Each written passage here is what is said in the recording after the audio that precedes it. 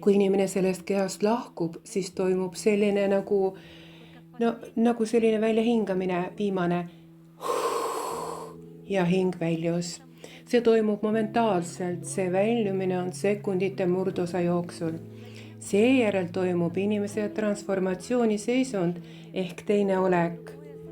Ta näeb kõike ümberringi 360 kraadi ulatuses. Ta näeb, mäletab kõike, mõistab kõike, kuid mõistab ka juba, et kõik see, mis ta tegelikult on, see, millest ta koosneb, on juba väljaspool füüsilist keha. Ja siin ongi see, et paljude inimeste jaoks toimub nii-öelda ehmatus. Nad langevad sellisesse teadvuse transseisundisse, kus nad ei tea, mida edasi teha. Ja nendel esimestel minutitel pärast surmakogemust on väga oluline, et lähedased jääksid rahulikuks. On vaja säilitada mõistmine. Mitte mingil juhul karjudega halada, sest inimesel on niigi raske, sest ta just lahkus kehast ja tal on vaja uue olekuga kohaneda. Sellised inimesed vajavad väga tuge ja neid tuleb toetada. Nendega on vaja rääkida, nad näevad ja kuulevad teie mõtteid. Püüdke see neile selgeks teha, rahustage neid ning öelge, et kõik saab korda, alluge protsessile. See protsess viib teid sinna, kuhu te peate minema. Minna sellesse mõõtmesse, milles te peate olema ja jääma. Ehk siis just see lahkumissõna, see õpetus annab pärast surelikku kogemust teise ellu siirduvatele hingedele võimaluse minna rahulikult ja õndsalt oma maailma, kus nad omandavad oma edasise evolutsiooni teatud seisundi. Viimased eluaastad, elukuud määravad inimese edasise seisundi, annavad inimesele võimaluse tulevikus valida see elu, sündida selles seisundis, mida ta ei jõudnud selles elus täita. Kui inimene sureb, ta naaseb oma energiamaailma ja ma ei saa aru, miks te nutate ja kannatate, kui see toimub.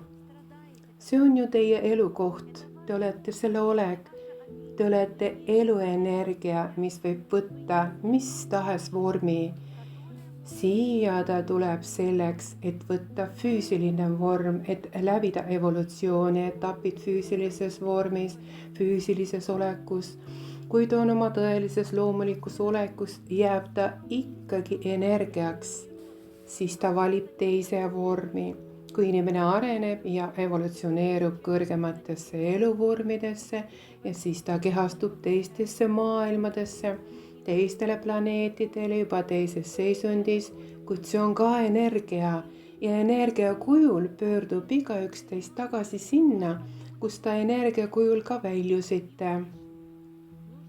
Üldiselt on vaja inimese ette valmistada surmaks, neile rääkida, et see on loomulik protsess, kus nad naasevad oma loomulikku olekusse.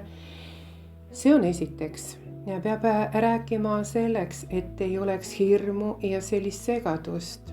Rääkida sellest, et sind saadavad vaimsed isiksused või siis teie tuttavad, kes on siit ilmast lahkunud enne. Nad võivad sind saata selles ruumis. Ja kui inimene lahkub, peate jääma rahulikuks, andma endast välja armastust, tundeid, mõistmist, sellist armastuse ühtsust, sellist seisundit, et te kohtute uuesti ja rohkem kui üks kord, alati koos olemise seisundit. Ja just sellist seisundit ja nii saabki olema. Ja ta kohaneb esimeste minutite jooksul pärast surelikku kogemust. Ja siis ta näeb tunnelid, kus teda ootavad need teejuhid, kes jätkavad hinge saatmist ja aitavad kohaneda selle maailmaga, kuhu nad tulevad.